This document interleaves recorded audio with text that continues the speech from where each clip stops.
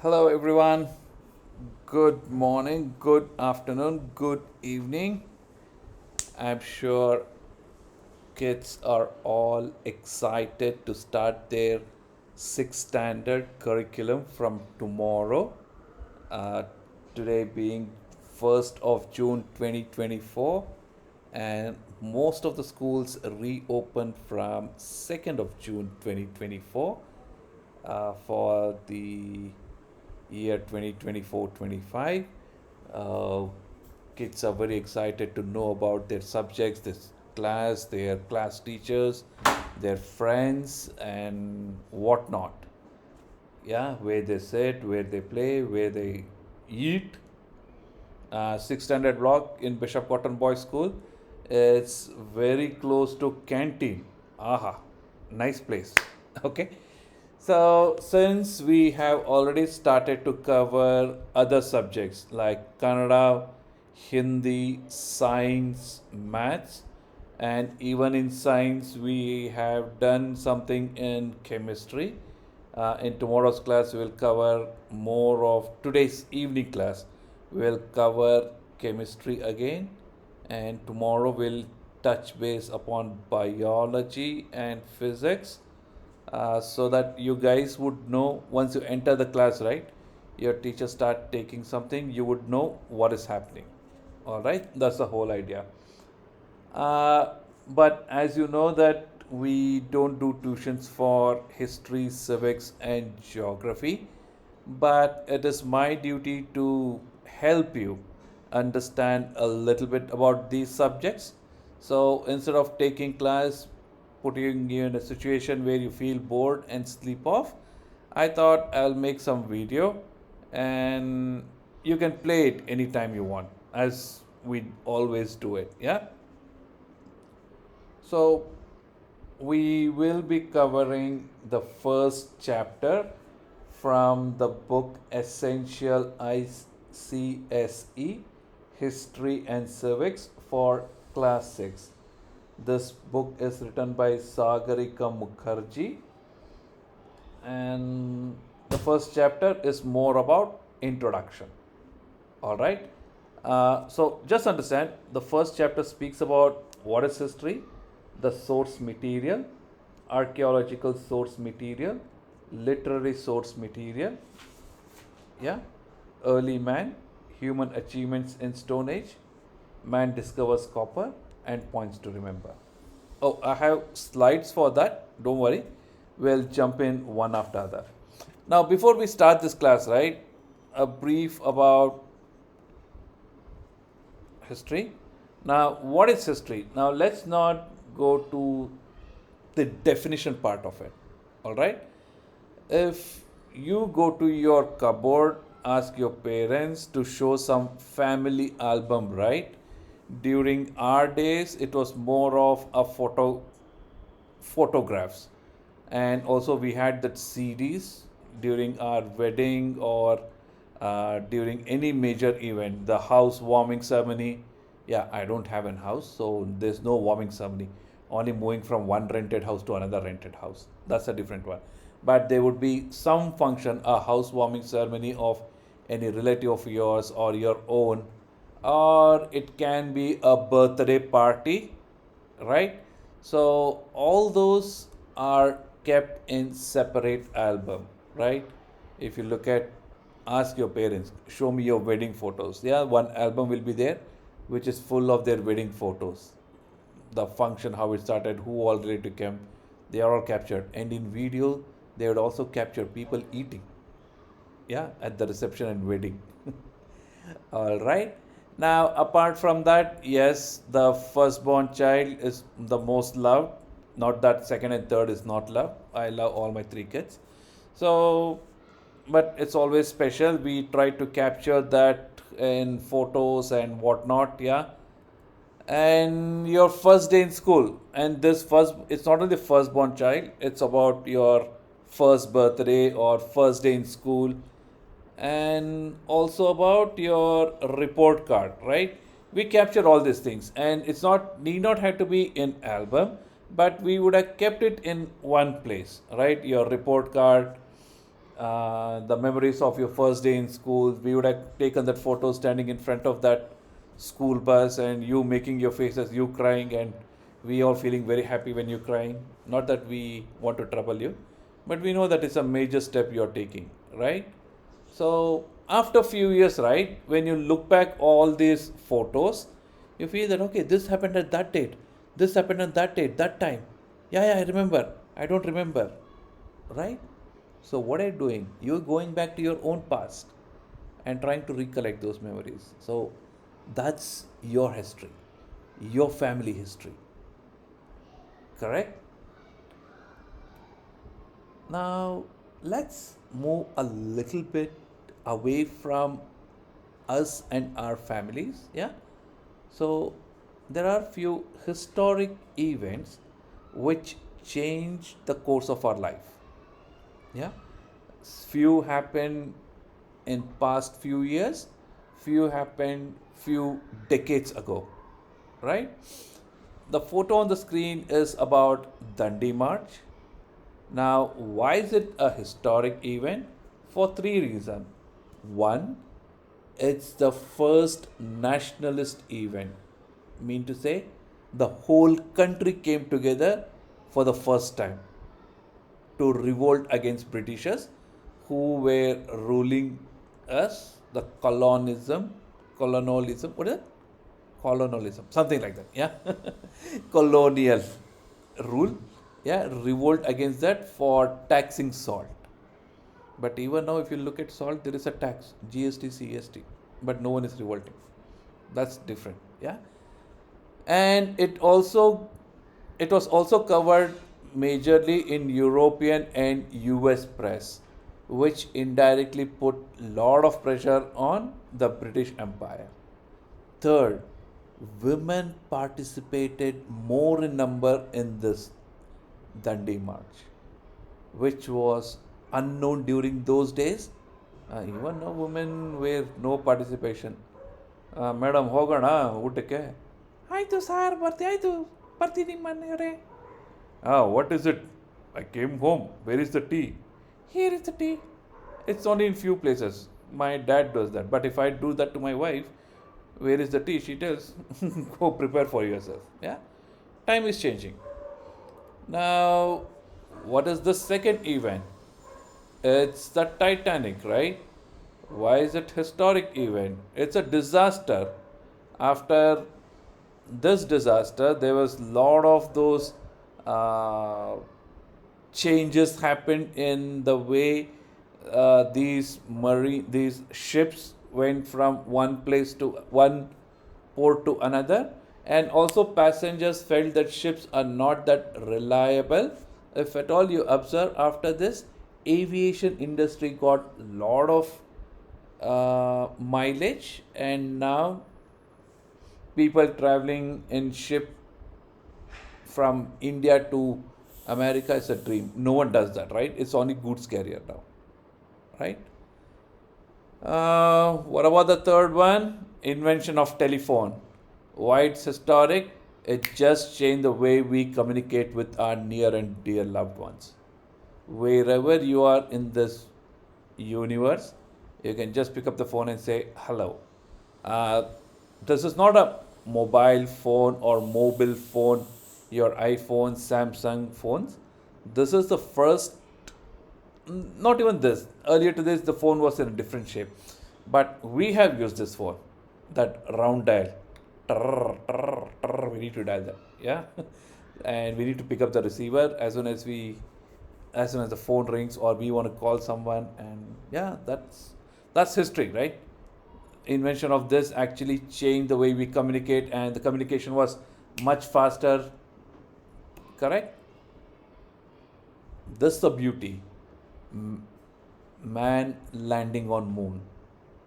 The science innovation just took off from there, right? So after this, once this was achieved, after this, the way world looks at science and technology, the way world used to look at British Empire, the way world used to look at traveling in ships, everything changed, right? So that's called a historic event, not at the At that moment, what happened? What happened after that moment, right? And computer. Now tell me, show me a house which doesn't have a computer. Correct? Everyone needs a computer and uses a computer. Correct? All right, now moving ahead, let's understand what is this. These are all historic ruins. These are all the places where once upon a time there was a civilization, and not just a civilization of a smaller nature, that it was a flourishing civilization. The first one is Indus Valley civilization, which talks about that Harappa and Mohenjo-daro people who lived before Christ. And all these four, right, is before Christ. Okay? And now this is currently in where? Pakistan, our neighboring country. All right. And this is the Roman Colosseum. Now everyone runs to Chinnaswamy Stadium or your nearest cricket stadium to watch IPL matches or any cricket matches. And this was a Colosseum which was built before Christ during the Roman Empire. This may be the temple of Zeus or Sun. I'm not sure on that. I don't want to give wrong information. But this again comes under Greek Empire. This is the most famous architecture, as we all know. It's the pyramid and the Sphinx, the Egyptian Empire. Now, why are they in ruins? Earlier, this is where the civilization started during different eras, right? But now no one lives here. Rome, this in the city center, this in city center, and this is around the city, but I'm not sure. I've never been to Pakistan, and neither I have been anywhere here. All right. Okay. Now, coming back to our curriculum, right? Our textbook. What is history? Oh, sorry. Let's go by definition, right? Just as your family album records past events in the family, which we spoke about here, right? The past events, yeah? Just as your family album records past events in the family, history records the past of our world. This is what history is. Yeah? History may be defined as a careful and systematic record of past events. A person who studies history, right? The one who studies history, the one who makes research in history, yeah? Understanding, okay, when was this built, when was this Colosseum built, and why was it built? Now, it's all stories. If you go there, people tell hundreds of stories around any temple or any monument, correct? But what about the facts? Someone has to collect those facts. Someone has to record those events. He's called an historian. Now, anything coming from a historian, right? You can understand that there is a fact, there is a study which is made around that. But just that anything coming from, I don't want to talk about that. Yeah, that's it. Now, what about source material? Right now, what are these source material? So, how the historians work is they have a very exciting job. They do work like a detective, like your Sherlock Holmes or Chacha Chaudhary. Yeah, and what does a detective does? He looks for clues. He looks for evidences, right? Based on that, he draws conclusion. Based on clues and evidences, he draws conclusion. Now we all seen that, okay, there were some Greek coins which were found on around this place, yeah, while digging. So what we understand, maybe there was a trade which happened in 1500, 1400, 1200 or before BC between Chalukya dynasty and Greek dynasty. There was a trade happening. So how would they come to that conclusion? Because Greek coins cannot be stolen from far away, right? Or it can't just fly and come here. If the Greek coin has to land somewhere here, there has to be a trade which would have happened between India or and Greece, right? So that's the evidence they collect. So in history, right, the evidences are called source material. Why are they called source material? Because based on that only we make some conclusion. Based on these evidences, this is the source why we are making this conclusion. Okay? And these source materials are divided into two types. One is archaeological, as I say, the old pots, old building, old monuments. Now in Bangalore, there are a lot of old buildings, man. Yeah, and literary, something which is written, recorded during those days, which we find, and it would have been written in some language, and we understand something, and the historian says, okay, okay, this is what it is. Govinda. All right. Now, as we said here, right, the source materials are divided into two categories, archaeological and literary. Now, let's look into what are those. Now, archaeological source materials are nothing but the study of material remains of past human existence. The study of material remains of past human existence. Because these were found in certain places, right? They say humans lived here. And these were the kind of people who lived here. Correct? And what are those remains? It can be coins, building, writing on object, correct? Or weapon article. All those things contribute to archaeological source of material. Now, the best thing about these things, you can see them from your own eyes. You can touch them. You can feel them. It's not like someone said and something was there. Correct? And where do you find them? It's not like, sir, really market ಅಲ್ಲಿ ಇದೆ ಬನ್ನಿ sir, olden day coins, olden day tools. No. Usually they are buried in ground because these things, items or these things are not used. Maybe people left them there itself while migrating from one place to another. So they are buried in ground. And a historian or the guy who does that evacuation, right? He would have carefully evacuated this and excavated or dug them out. Even now, if you go around pyramids, right? People still keep digging. It's not like they get a JCB and dig. Yeah?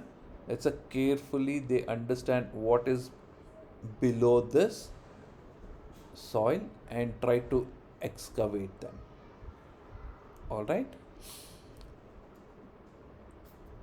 Now, this is about archaeological source material. Now, the second one, literary source material. Now, again, archaeological is nothing but the remains which include tools, coins, building, or writing on object. Yeah, they form archaeological source material. Now, literary source materials are what? Anything which includes handwritten documents, which is written, a manuscript or inscription. You know, you would have seen this, right? A rock engraving on pillars. You go to any old temple, they have written something about the history, means what happened during those days on the pillar or on the temple wall, right?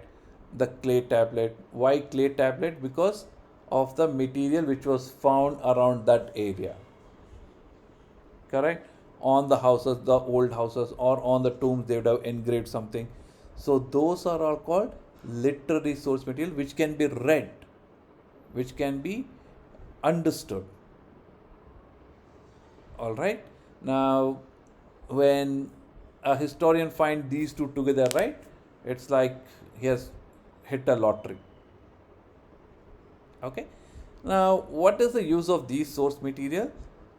They help historians to put together a story of man from the earliest time to the rise of civilization. All right, from the earliest time. See here it's all caves, in caves, those drawings, yeah, and here it's all written on the copper plate, and here on copper plate, yeah, and the clay tablets on the walls, right? So he has migrated from one to another, right? It's not like this is for sure first, and this would be second, this would be third, this would be fourth, yeah. But for sure, writing on clays, writing on the cave drawings is the first one. Okay. Now, how was the early man? We all spoke, right? This was written, this was found, right? Archaeological source materials found, literally source material found. But how was the early man? Early man, we need to also include women, right? Early man and women were food gatherers. All they did was go gather food, eat. Yeah. And as time passed, right? It's not like as soon as he started gathering food and he started doing something. No. As generations to generation, as time passed, he learned to make simple tools. With what? With branches of tree, bones of dead animal, and stone. So once he started using stones, right, that period is called Stone Age. And Stone Age lasted a very long time. It took a lot of time for human to move from Stone Age to what is the next stage? The copper age, or the metal age, something like that. Let's understand what it is. Or the Bronze Age. Maybe the next is after Stone Age is the Bronze Age. Right? Now, what did he do during Stone Age? What were his achievements? He discovered how to make fire. Nothing is here, right? It's wood and it's rocks. Yeah. He discovered how to make fire, and what did the fire help him with? It gave him warmth. It gave him protection from wild animals. Okay. What he also did, he domesticated animals such as goats, sheep, cow, and he used their milk and meat as food, skin, uh, no, milk and meat as food, and skin for clothing, and horn to make artifacts. All right. Now he invented fire. He got all this, and he started barbecue. Barbecue nation. They tell they were the first one to prepare barbecue in India. But we need to tell them Stone Age. They were the first one to show how to make barbecue. Okay. And what else? What else he did? He also cultivated crop. Yeah. It's not like overnight he did. In his one lifetime he did. No. First generation did this, next generation, next to next generation. Yeah. But in the Stone Age only, he started to cultivate crops. And from food gatherer, he moved to food producer also. Once he was producing food, right, he started settling in one place because he knew that he can grow his own crops season on season and stay there. So for him to stay there, what he did, he built houses and he made pot to store all the food which he produced. Right? Houses, it's not like it was like this, but yeah. And he also started to design various tools, something like axe for cutting tree and sickle and scythe for cultivation and so on. And during the same time, right, he also invented wheel. He also invented wheel. Two things happened.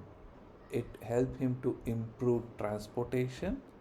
It helped him to make pot. And once the wheel was invented, what happened? revolution started in the world. All right. Now, as we say, this was the longest period. The Stone Age was the longest period. Maybe he got bored by using only stones, right? Now, most of the invention, what we have seen, is invented by unknowingly. It's not mistake, but without their own knowledge during those olden days. Yeah. What was happening is they were burning clay pot in hot furnace, and man discovered something called metal. Right, when they burning this, right, they discovered those metals, because metal was produced when the ore present in the clay melts. Once it melts, they start saying, hey, what is this? Metal. And which one was the first metal which was used by man? Copper.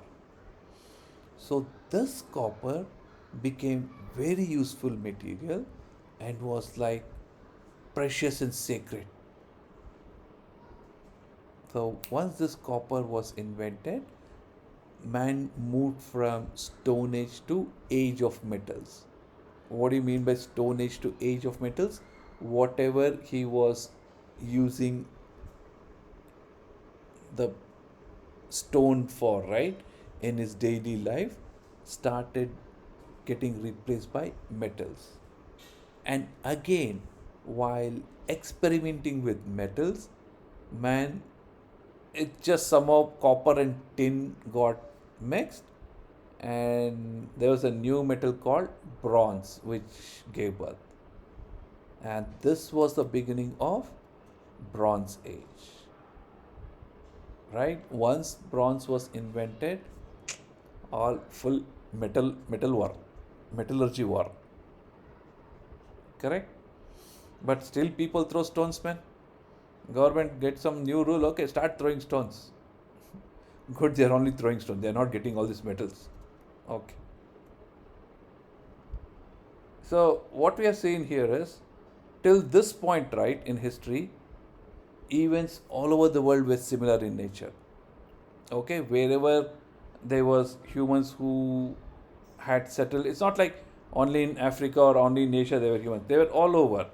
And even in US they were humans before Europeans went there. They just say, we discovered that, we discovered. No, you didn't discover the land, you just discovered the route. Correct? The way to go from Europe to there. Correct? So there was human activity all over. But once man began using metals and exploring resources of that, differences in pace of development began to appear in different regions of the world. All right? Because the pace of development in one place was not that high compared to another place, where maybe where metals were more found, or people had that art and skill of how to use these metals. All right, I know it's a lengthy class, but it's just the first session we are having. Right now, there are a few points to remember. I'll just quickly run through it. History is nothing but a systematic record of past events. Evidences on the basis of which historians draw their conclusion are called source material. They are of two types, archaeological and literary. The Stone Age is a period when stone was most widely used material for making simple tools. During the Stone Age, man discovered fire. He started domesticating animals and cultivating crops, and cultivation of crops started, making simple tools, and invented the wheel. Copper was the first metal used by man. The discovery of copper marked the transition from stone. It's not stone piece, Stone Age. Oh my God, what is this? Stone Age to Age of Metal. Right? And the Bronze Age began when man invented bronze, not rounds. Hey, what have I typed, man? Man invented bronze by mixing tin and copper. That's it, guys. I know it's a long video, but please go through it. I'm sure you guys will benefit, and we'll do the question and answers uh, in the class. Thanks.